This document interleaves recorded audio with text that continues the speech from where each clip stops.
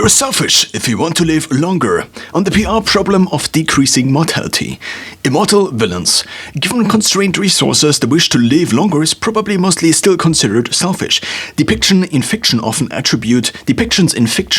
attribute this wish to villainous characters. Dorian Gray, Voldemort, the old, the useless. One underlying assumption might be that the net value of a person wanting to live longer, any person for that matter, declines with age. That is, the old, the unuseful, the one taken care of by society who would want to live longer. From a historic perspective, this argument might have made sense, as one's utility, also to society, was more based on physical ability. As this shifts more toward cognitive and/or one or both might be outsourced to machines, the marginal cost of a unit of increased chronological age might decrease, despite also cognitive decline limiting a person's utility further and further until death. Humans only grow up once. Children draw from society's resource pool, or utility pool. The elders also do, and the in-between provide value, here economically measured only. Visible in almost every pension system, at least the ones based on pay-as-you-go, and the approaching impracticability thereof. Inverting selfishness.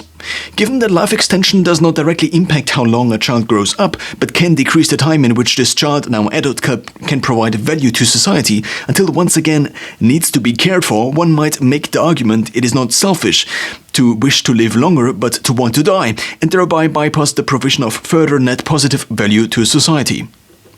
Effect on overall utility.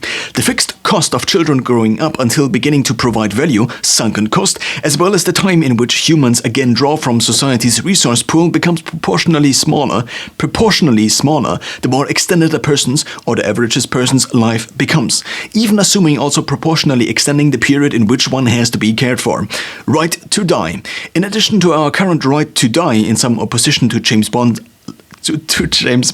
License to Kill, one might philosophically discuss the right to die. Otherwise, one could easily imagine a dystopia in which people would be forced to live despite the opposite preference, and the preference to die at some point would be societally ostracized. Current state of euthanasia, suicide as sin. Euthanasia. One might even argue we already don't offer people a simple choice to decide on their own when to die, with euthanasia already being complicated, illegal in many countries. Can you want to wish to die? Another very hard question is whether an entity, intelligence, organism of any kind can emit the will to stop existing without either being seen, being declared psychologically ill. Enlarging the pie. Another maybe soon historic assumption is the one of a zero-sum game. Fewer people, more for the rest. This assumption turns out to be less and less working model of reality, as the value created by society is more and more based on intellectual work property and less on actual resources. One might argue the current structure of at least university level education is somewhat intended to compete for the smartest students, not for the tallest or the strongest.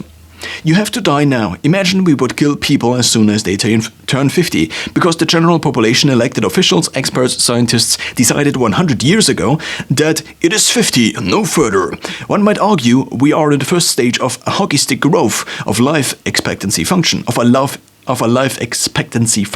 or one might argue to take the current roughly 75 years, then even add a buffer of 25 years, and then to implement said rule.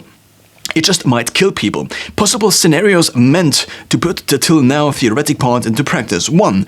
You have a 1-year-old daughter. You are predicted to die. According to the current state of science, you might increase your life expectancy by up to 7 years. What do? You have 75-year-old parents. You are predicted to die. According to the current state of science, you might increase your life expectancy by up to 7 years. What do? You are still alive. It doesn't matter what you do. According to the current state of science, you might increase your life expectancy by up to 7 years. What do?